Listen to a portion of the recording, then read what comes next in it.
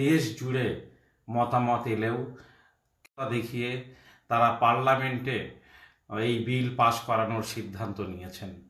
আপনারা জানেন যে বাজেট অধিবেশনের দ্বিতীয় পর্যায়ের অবস্থা, পার্লামেন্টের অধিবেশন শুরু হচ্ছে আগামী 10 মার্চ, আগামী সোমবার থেকে।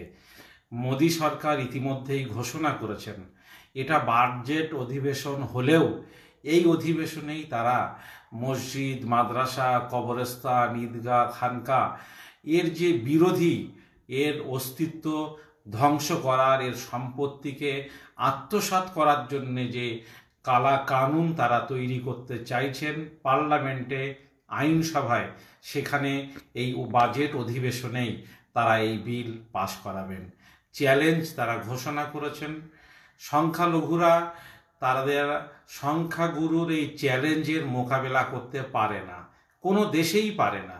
কিন্তু পৃথিবীর কোনো দেশে সংখ্যাগুরুরা সংখ্যালঘুদের সঙ্গে এভাবে পাঞ্জাও লড়ে না।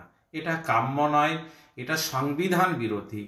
পৃথিবীর সব দেশের সংবিধানই সংখ্যালঘুদের অধিকার, তাদের ধর্মীয় স্বাধীনতা এটাতে মর্যাদা দিয়েছেন। দুর্ভাগ্য আজকের ভারতবর্ষের মতো একটা দেশ, যে দেশের প্রতিটি পাতায় পাতায় সংবিধানের প্রতিটি বাক্যে সংখ্যালঘুদের অধিকার, মর্যাদা, ধর্মীয় স্বাধীনতা সুরক্ষার কথা বলা হয়েছে, সেই স্বাধীনতা কথা বলা সংবিধানকেও বুড়ো আঙুল দেখিয়ে মোদী সরকার এবার মুসলমানদের মসজিদ, মাদ্রাসার অস্তিত্ব ধ্বংস করতে চাইছে। তাই আমরা যারা অন্যায়ের বিরুদ্ধে বারবার লড়াই করে থাকি, আসুন আবার আন্দোলনে নামতেই হচ্ছে আমাদের। আমরা জানি পবিত্র রমজান মাস চলছে, আমরা জানি যে উচ্চ মাধ্যমিক পরীক্ষা চলছে, আমরা জানি যে ইংরেজি মাধ্যম স্কুলগুলোরও সেকেন্ডারি এবং সিনিয়র সেকেন্ডারি এক্সাম চলছে।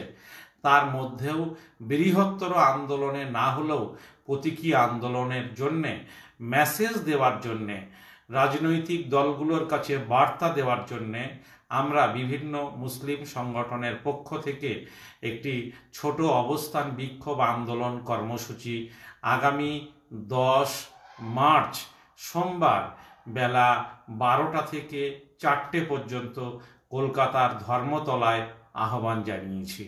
একইভাবে অল ইন্ডিয়া মুসলিম পার্সোনাল ল বোর্ডের সর্বভারতীয় সভাপতি এবং সাধারণ সম্পাদক, তাদের আহ্বানে বোর্ডের সর্বভারতীয় কার্য বা নির্বাহী কমিটি তারাও ঘোষণা করেছেন আগামী 13 মার্চ বৃহস্পতিবার দিল্লির যন্তর মন্তরে অবস্থান হবে। সেখানে যারা, যে সমস্ত রাজনৈতিক দলগুলো এই বিলের বিরোধিতা করেছেন, তাদের সর্বভারতীয় নেতৃত্ব যারা, তাদেরকেও এই অনশন, অবস্থান, আন্দোলনে আহ্বান জানানো হয়েছে। আসুন আমরা সকলে সম্মিলিতভাবে এই অন্যায়ের বিরুদ্ধে, এই জুলুমের বিরুদ্ধে, এই জালেমের অত্যাচারের বিরুদ্ধে আমরা সোচ্চার হই এবং আমরা আমাদের প্রতিবাদটুকু পার্লামেন্ট পর্যন্ত পৌঁছে দেওয়ার চেষ্টা করি।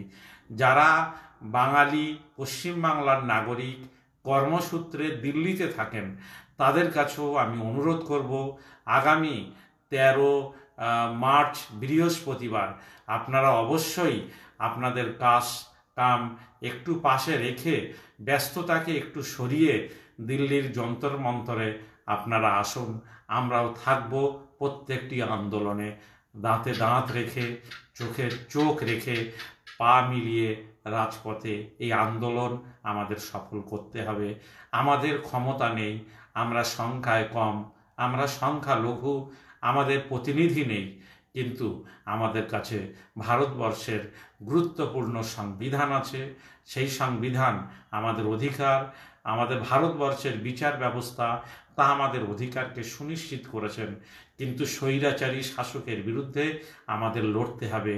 তাই আপনারা আসুন, রমজান মাস, পরীক্ষার সময়ে রাস্তা অবরোধ না করে রাস্তার পাশ দিয়ে আপনারা আসুন, আমরা অবস্থান আন্দোলনে অংশ নিই।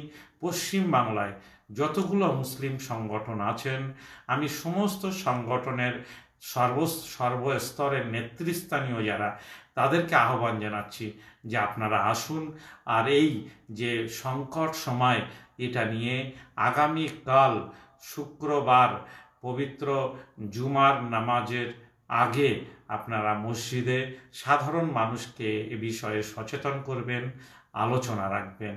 আশা করি মহান আল্লাহর সাহায্য আমরা পাব। আসসালামু আলাইকুম। আল্লাহ হাফেজ।